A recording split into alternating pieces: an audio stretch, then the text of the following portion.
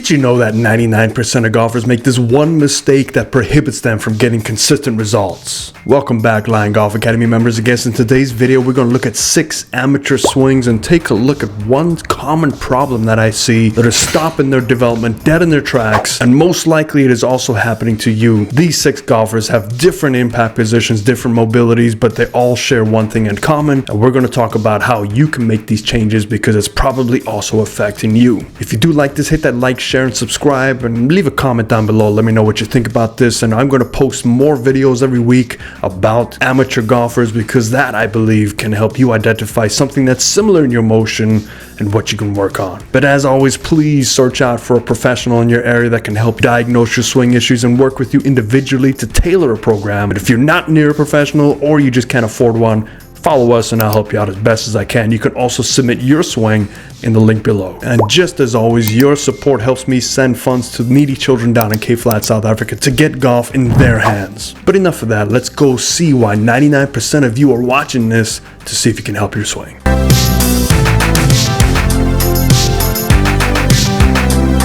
So what we're going to look at is all 6 amateurs from down the line, and we're going to look at what they do that's similar. However, without the face-on view, it's tough to really diagnose what's causing this. I assume incorrect ball position, but most of the time it's overswinging. And what happens when you overswing? You come out of your posture. So what we're going to do is draw our favorite Barney Purple in all of these just for the spine angle. That's not Barney Purple. There's Barney Purple. So let's just watch this swing in slow motion and look at that Barney Purple line and how the spine angle is lost. Now, some of us lose it on the way back, and some of us lose it as we strike the golf ball. Most of us, though, do lose it. And if you don't lose it, you are on TV. So 1% of the golfers who are really good, we're talking D1 level, tour level, they hold their spine angle pretty well during the whole golf swing. Now, the main thing to look at is why do we lose that spine angle? So from this person, what happens is as they take that club back, you can see they're in the posture pretty well here. Right about there is basically where that swing should stop. That is adequate amount of turn,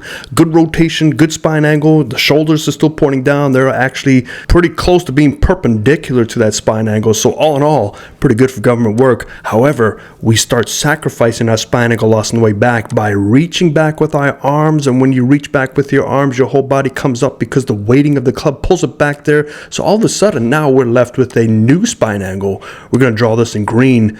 New spine angle, which has lost its tilt, which is taller. Now, when you have a taller spine angle, what happens to your shoulder tilts? They run perpendicular to that taller spine angle. So from here, I don't care how much you dip your right shoulder, you either have to work your way back down or you have to start throwing your hands. Now, the problem is with a taller left shoulder, meaning the shoulder's higher up, when you turn and tilt, you are still going to be out to in. And we can see that already a steep motion out to in. We've lost our posture. We're standing up even taller. The hands have to get engaged, and we have to throw that club back around as best as we can. So we can still see that he is doing a pretty decent job of staying in that new spine angle, but he's nowhere near to where he was at the start of his swing. Now, to show you further, let's draw his shoulder tilt at the top of his swing. So even though he stands up, we're going to get this number right here. So we're going to get whatever degree that is. So he is at about 35 degrees.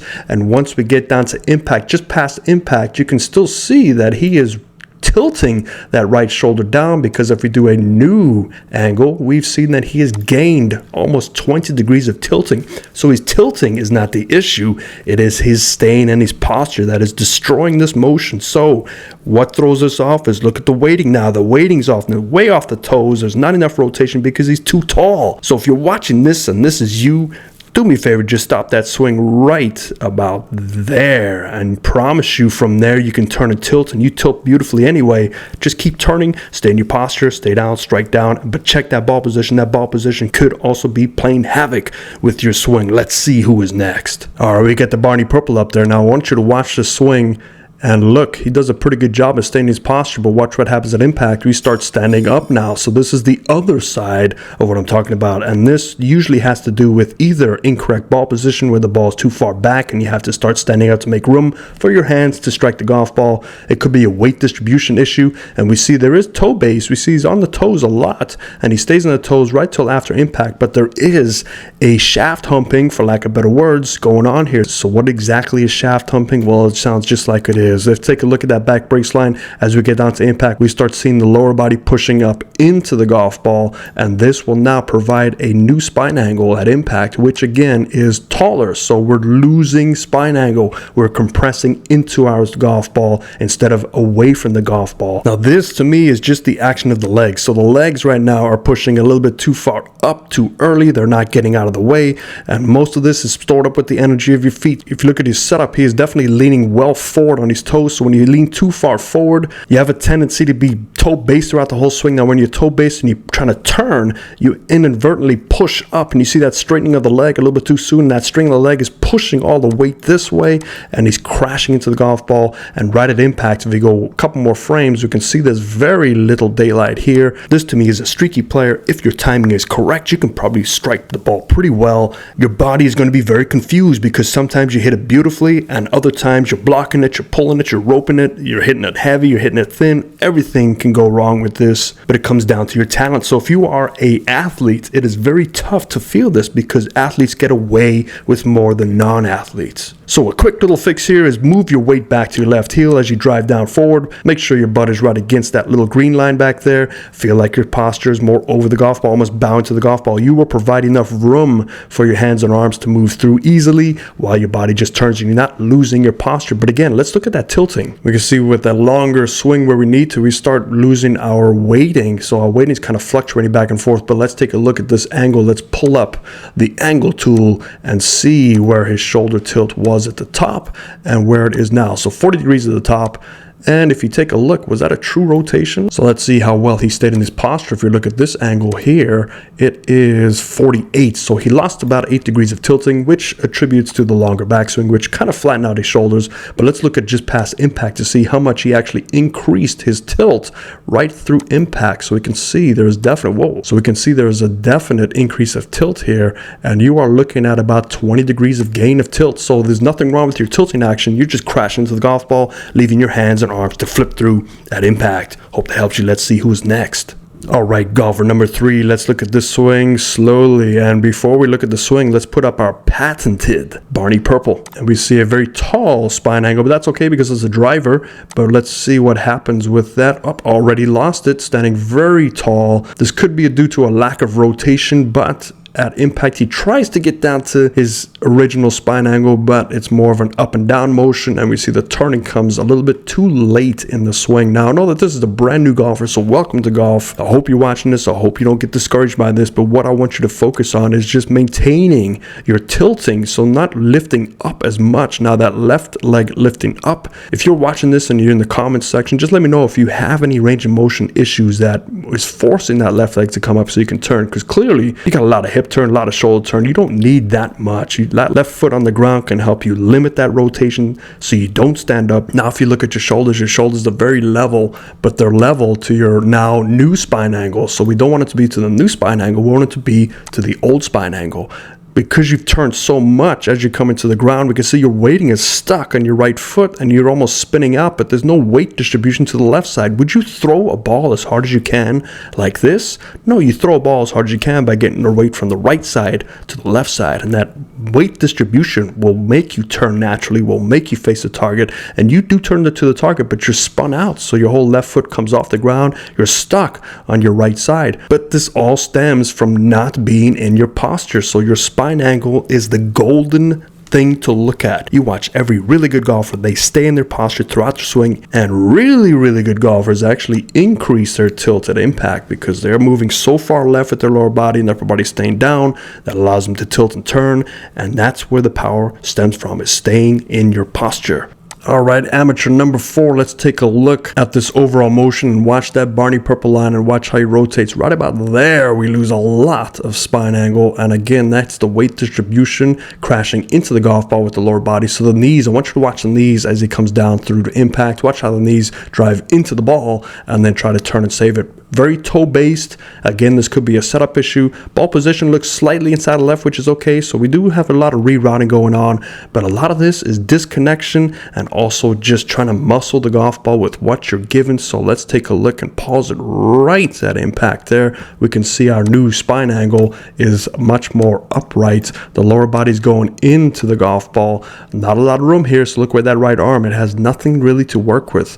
This could be an issue from trying to shallow the golf club. I don't know what this gentleman's working on, but if you are watching in the comments, let me know what you're working on. That when you are moving your body so far into the golf ball, your shoulders are wanting to go around this axis. So your shoulders are wanting to stay level with your spine.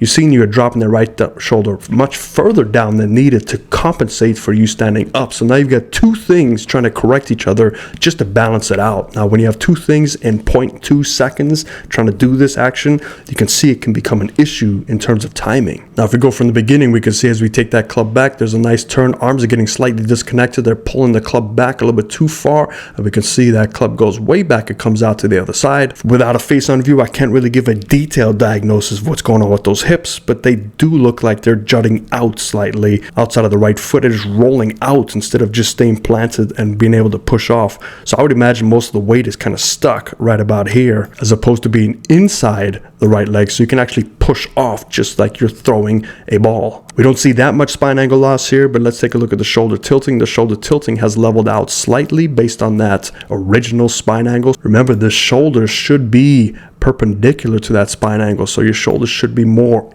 in that red line. Now as we go down to impact, we can see the drive because it's stuck on that outside right foot. You can see the right foot rolling over, and this is definitely a sign of hips rocking as opposed to just turning. Now we're trying to right ourselves, and we can see that club now has to be pulled inside because while I'm righting myself, I'm also pushing into the golf ball, and to compensate that, the upper body now has to reroute things. So we can see it's very steep here. If he comes straight down, he's going to hit that ground. Let me clear some of these lines up. Nothing can change with momentum with the downswing with the lower body. So lower body's stuck in that momentum. So the upper body now has to try and manipulate that club. So now we go from fairly steep to very shallow. So I'm afraid this looks like a shallowing effort. However, it is not working correctly because the lower body is just not doing the right thing. This shallowing is caused by the lower body because that's the only way that you can actually hit the golf ball. And once we're here, we're stuck. Now you can see how much the upper body still wants to tilt under to get the club a fighting chance to go down in the slot, and it does a decent job, but you are stuck now. There's nothing else left to do but just kind of drive into your toes and just slap at this golf ball. And so just like the last gentleman, let's clear these lines up and let's give you your new spine angle. We'll put this in red, and you can see your new spine angle is almost upright. So what does that want to do with your shoulders? Your shoulders are trying to turn perpendicular to that. Now we know we want to try and dip our shoulders 20 to 30 degrees. So your shoulder tilt should be, let's put this in Barney purple, your shoulder tilt should be roughly about there. And as we pass on through, look at how much more shoulder tilt you've had to establish because the lower body's working this way and you have to adjust your shoulder tilt. So you're becoming very flat. Again, you can hit this ball decently sometimes, but it's not very consistent. And hopefully you can see why it is not very consistent. Let's see who's next. All right, let's put this Barney purple line again to represent our spine angle. And again, this is all about spine angle today, just to show you how to retain that spine angle. So we do a decent job here. Weight is definitely stuck in the toes. Hands high, I don't mind seeing hands high as long as you reroute them and you try to reroute it. But because the weight's stuck so much in the toes, there's not much left to do here. But look at this new spine angle at impact. It's going away from the target and it's also raising up. So we see an upward motion going this way, which will definitely elevate the hand position a little bit too much. Now to counteract that, we're going to have to do a lot of things with the lower body. We can't drive. We have to almost collapse that lower body. So if you look at the lower body knee placement right about here, it should be working its way up, but you can't really work your way up because if you raise up, your hands will be so much higher and you start hitting the ball very thin. And because of that, you start rotating and your hands have to release, and you can see how much hand action is involved in that swing. Now we get to the end and you can see how tight your hands and arms are to your left side, and the lower body just hasn't elongated out. It's not standing up naturally. naturally, and we see some of the weight get into your heels, but the whole body should be more over the left side with a straighter left side. So if I were to look at this, and this culprit of this issue could be the setup, it could be a little bit too forward leaning, a lot of forward leaning. You cannot transfer the weight correctly. Yes, forward leaning works for some, but again,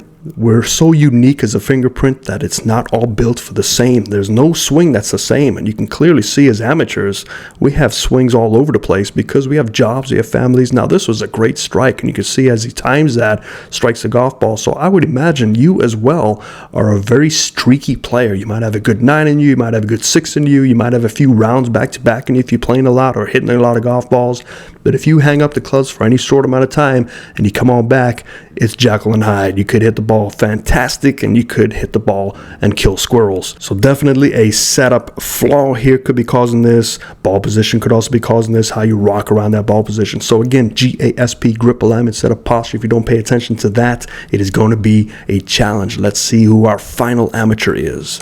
All right, Barney Purple is on the screen. We're going to look at how we work around our spine angle. We can see already a loss of spine angle. We're moving into the golf ball. Maybe we started too hunched over. Maybe we're sitting too far back in our heels, and we have to find our center. So if this is me, I can already kind of get an idea that that is the case. You can see how much of the body is sitting over these heels. You can see your legs at an angle. You can see the center of your golf swing is basically almost at the tip of your shoes. Now, if you are an athlete, if you're trying to get to the position correctly, you are going to start to move forward to find the center of your feet. So if we redraw that line, let's see if this makes sense here. So let's redraw this line here. That is basically the center of your swing. Now you can see how much of the lower body is behind that. It is going to find a way to get more centered. So let's redraw our Barney Purple line just to see how this affects you. So as we take that club back, we're trying to do a decent job. Watch how the body now shifts forward, and guess what?